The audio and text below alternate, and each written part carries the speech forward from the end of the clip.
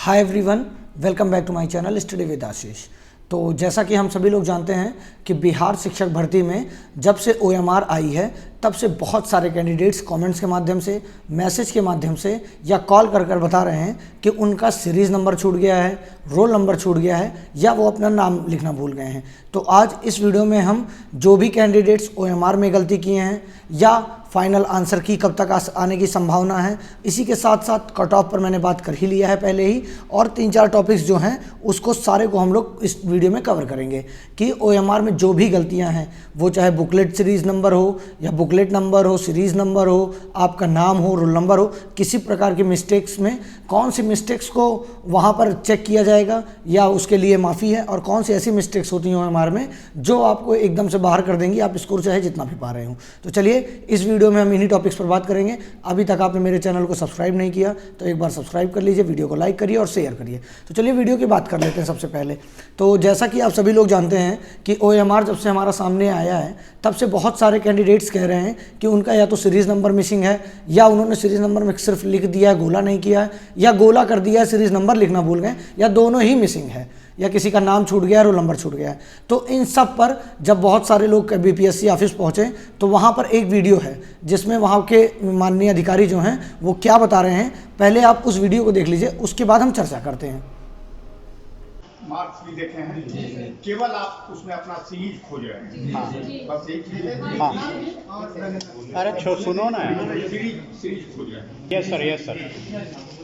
ऐसे जितने भी लड़के हैं जिन्होंने अपना सीरीज नहीं लिखा था, उनकी सारी कॉपी स्कैन हुई है। पहला बार उसका प्रूफ आपके सामने है जो आप लिख रहे हैं। अब आप जो दूसरा करें कितना, वो हमको पता है, क्योंकि जिसका नहीं है उस पर आपको चारों सेट का स्कैन किया है, ए बी सी डी। जिसमें आपका ज्यादा मार्क्स रहा, सी है, बी है, उसको माना। ये आयोग के रिकॉर्ड में है। तो जैसा कि आपने यहाँ देखा, उन्होंने साफ साफ कहा है कि जो भी कैंडिडेट सीरीज़ नंबर भूल गए उनकी ओएमआर ऐसा नहीं होगी कि नहीं चेक होगी, सभी की ओएमआर चेक होगी। और किस प्रोसेस से चेक होगी, आपको जैसे आप पहली पाली में थे तो आपका चारों सीट से मैच कराया जाएगा, जिसमें आप सबसे ज़्यादा नंबर पाएंगे उसी को काउंट कर कर आपका रिजल्ट जारी किया जाएगा। और आप सेकंड शिफ्ट में थे तो उसमें से उन चारों से मैच कराया जाएगा, और जिस भी पाली में आप थे, मतलब जिसमें भी आपका सबसे ज़्यादा स्कोर आएगा उसी हिसाब से काउंट कर कर आपका रिजल्ट उसमें इशू किया जाएगा। तो ये चीज़ आपका क्लियर हो गया होगा। अब हम बात कर लेते हैं, यहाँ पर तो सीरीज़ की बात साफ साफ की गई है, लेकिन नाम जो भूल गए हैं, अपना रोल नंबर लिखना भूल गए हैं या बुकलेट संख्या भूल गए हैं, तो देखिए अगर आपने ऐसी सारी ओएमआर्स जो डिफेक्टेड हैं उन सभी को अलग से किया जाएगा, मतलब अलग से कलेक्ट कर लेंगे वहाँ पर। उसके बाद उन सभी को चेक करेंगे और चेक करने के बाद मैच करेंगे। जैसे अगर आपने अपना नाम, रोल नंबर सब कुछ सही भरा है और बुकलेट सीरीज़ भूल गए हैं तो वो मैच करने के बाद वहाँ पर अंदाज़ा लग जाएगा कि कौन सा है। लेकिन अब आपने कुछ भी नहीं किया है, ना ऊपर कुछ फिल किया ना नीचे कुछ फिल किया, बस गोल गोल सारा भर के चले आए हैं। इस कंडीशन पर आपका नहीं चेक होगा, ना ही आपका रिजल्ट आएगा। बाकी और कोई भी माइनर मिस्टेक है, जैसे आप सीरीज़ नंबर वाला देख ही लिए, रोल नंबर वाला भी हो सकता है कि आ जाए, लेकिन ये सारी चीज़ें क्लियर अभी नहीं है। सिर्फ सीरीज़ के लिए एकदम क्लियर कट आयोग द्वारा बताया गया है, क्योंकि सीरीज़ के मामले में बहुत सारे लोग कंफ्यूज हो गए थे, बहुत सारे लोग नहीं भर पाए थे, और बहुत सारे लोग उल्टा सीधा कमेंट्स करते हैं उनके लिए कि जिनको ओएमआर नहीं भरना आता वो क्या परीक्षा देंगे, वो शिक्षक क्या बनेंगे। तो ऐसा बिल्कुल नहीं है। बहुत सारे काबिल बच्चे हैं जो पहले बार गए होंगे ऑफलाइन मोड में पेपर देने और उनसे मिस्टेक्स हो गई होगी। तो कृपया इन सब चीज़ों को लेकर कमेंट मत करिए, जिसका गलती हो गई है उसका सहयोग करिए। और इसी प्रोस्पेक्टस में माननीय चेयरमैन साहब ने भी कहा था कि जिनसे भी गलती हुई है उनको कुछ ना कुछ सुधार का मौका देंगे। यदि सुधार का मौका के लिए नोटिस नहीं आती है तो ध्यान से समझ लीजिए कि वहाँ पर वो अपने तरीके से उसको चेक करेंगे या अपने तरीके से उसको हैंडल करके आपका रिजल्ट आउट करेंगे। लेकिन अगर बहुत ज़्यादा बड़ी मिस्टेक्स हैं तो फिर आपका रिजल्ट नहीं आएगा, ये मान के चलिए। लेकिन अगर माइनर मिस्टेक्स है तो 100% श्योरिटी के साथ जानिए आप कि आपका रिजल्ट आ जाएगा। अब इसी के साथ हम फाइनल आंसर की पर बात कर लेते हैं। बहुत सारे कैंडिडेट्स सेकंड प्रोविजनल आंसर की से सहमत नहीं हैं, उसमें 2, 4, 5 नंबर आगे पीछे हो रहा है। और जब से ओएमआर आया है तब से बहुत सारे कैंडिडेट्स का नंबर भी 2, 4, 5 तो घट ही गया है, मोस्ट ऑफ के घट गए हैं। बहुत कम ही स्टूडेंट्स ऐसे हैं जिन्होंने मैच किया था और एग्जैक्ट नंबर उनका बन रहा हो। और बढ़ने वाले में तो एक भी अभी तक मुझे नहीं मिले कि हाँ मेरा तो बढ़ गया, सभी बता रहे हैं कि मेरा घट गया। अब बात अटकती है कि प्रोविजनल आंसर की से हट के फाइनल आंसर की आ जाए, वो भी कब तक, 10 तारीख से पहले, क्योंकि 1 से 10 हमारा शो होता रहेगा। हालांकि सब उसको डाउनलोड या स्क्रीनशॉट ले लिए होंगे, लेकिन 10 से 16 के बीच में रिजल्ट आना शुरू हो जाएगा। इसलिए रिजल्ट से पहले पहले सभी लोग फाइनल आंसर की देखना चाहते हैं, क्योंकि फाइनल आंसर की में बहुत सारे लोगों को बहुत सारे क्वेश्चंस में डाउट था, क्योंकि बहुत बड़ी संख्या में सेकंड प्रोविजनल आंसर की आने के बाद भी लोगों ने ऑब्जेक्शन किया था। इसलिए उन सभी को या सभी कैंडिडेट्स को जो ऑब्जेक्शन नहीं किए थे, सभी को फाइनल आंसर की से मैच करने का बहुत ज़्यादा इच्छा है। तो माननीय चेयरमैन साहब से यही उम्मीद की जाती है और निवेदन भी है हमारे चैनल के माध्यम से कि जल्द से जल्द फाइनल आंसर की जारी की जाए, और यही मांग आप भी रख सकते हैं कमेंट के माध्यम से अपने।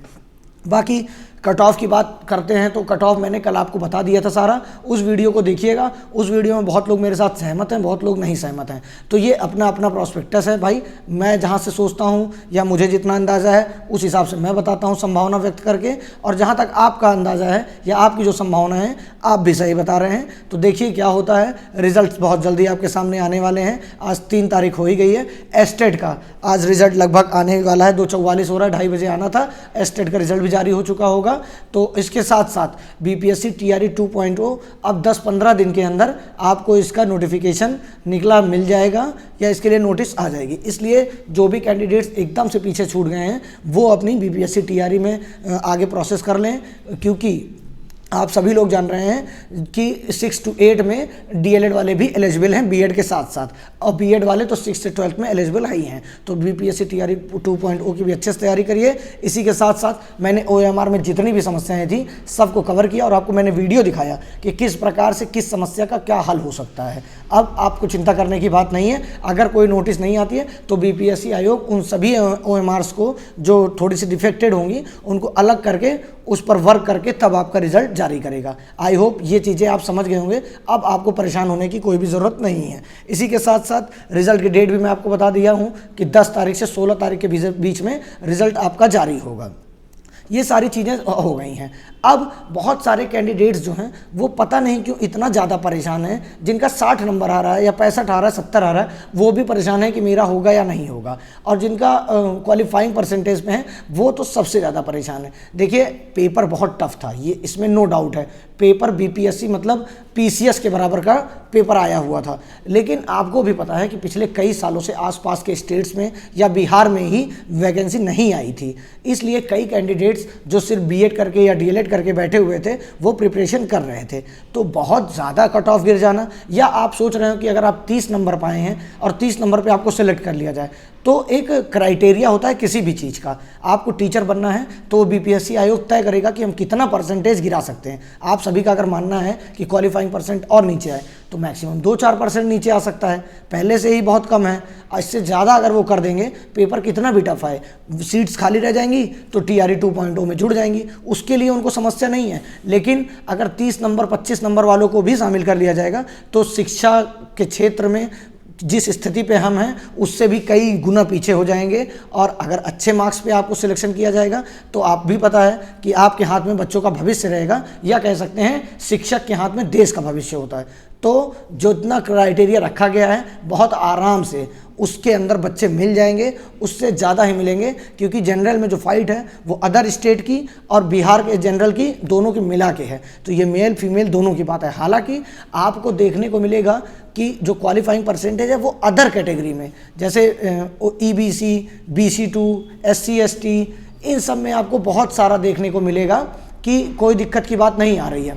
ठीक है, तो आप समझ रहे होंगे ये सारी चीज़ों। और इसी के साथ साथ मैं इस पर ज़्यादा चीज़ें नहीं कहूँगा, कट ऑफ का वीडियो देखना होगा तो आप उस पर जाके देख सकते हैं। लेकिन आप भी समझने का प्रयत्न करिए, किसी भी चीज़ की मर्यादा को एकदम भंग करके भर्ती में शामिल नहीं किया जा सकता, क्योंकि ये सिर्फ चुनावी मुद्दा हो या ना हो, लेकिन इसके साथ साथ ये ज़रूर है कि इससे देश का भविष्य तो ज़रूर जुड़ा हुआ है। हालांकि बीपीएससी, बीएड, बिहार राज्य सरकार बीएड के लिए भी सुप्रीम कोर्ट गई है, लेकिन सुप्रीम कोर्ट का डिसीजन इतनी जल्दी नहीं बदल सकता। बदल जाएगा तो भी ठीक है, नहीं बदलेगा तो भी ठीक है। फिलहाल के लिए जो स्थिति है, जिस स्थिति पर रिजल्ट आने वाला है, उसमें आप सभी लोग अपना जो सुप्रीम कोर्ट का डिसीजन है उसी के रिगार्डिंग मानिएगा। बहुत ज़्यादा मान के अपना आत्मविश्वास बना लें, उसके बाद आपका आत्मविश्वास टूट जाए और TRE 2.0 में भी आपका ना हो पाए, तो ऐसी स्थिति मत उत्पन्न होने दीजिएगा। अगर आपका नहीं हो रहा तो आप अपनी तैयारी आगे बढ़ा सकते हैं। तो चलिए, इस वीडियो में फिलहाल इतना ही। OMR से संबंधित कोई भी समस्या आएगी तो आप मुझे कमेंट्स के माध्यम से बताइए, और अपना सपोर्ट करने के लिए आप सभी का बहुत बहुत धन्यवाद। टेलीग्राम पर जुड़ सकते हैं आप मेरे साथ किसी भी टीचिंग अपडेट के लिए, वहाँ पर मैं स्पेशल क्विज भी जारी करूँगा BPSC 2.0 के लिए। उसके साथ साथ आप इंस्टाग्राम पर फॉलो करके मुझे मैसेज कर सकते हैं, बाकी कमेंट्स में अपना प्यार दिखा ही सकते हैं। तो थैंक यू सो मच। इस वीडियो में फिलहाल इतना ही, मिलते हैं नेक्स्ट वीडियो में।